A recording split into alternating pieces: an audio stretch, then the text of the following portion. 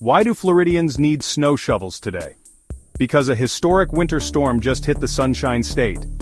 This January, Winter Storm Enzo brought a blizzard to the southeast, and Florida got its fair share. Milton saw a record-breaking 8.8 inches of snow, more than double the previous record. Tallahassee had up to 3.7 inches, and Pensacola got 5.5 inches, breaking a 130-year-old record. The Florida Panhandle experienced serious impacts. I-10 was shut down, snowplows were out in full force, and there were widespread power outages. Even the Tallahassee airport closed. With temperatures in the low 20s, it felt Arctic. Governor Ron DeSantis declared a state of emergency, mobilizing the National Guard to keep everyone safe. Unbelievable, right? Snow in Florida, 2025 is wild. Stay warm everyone, and see you next time.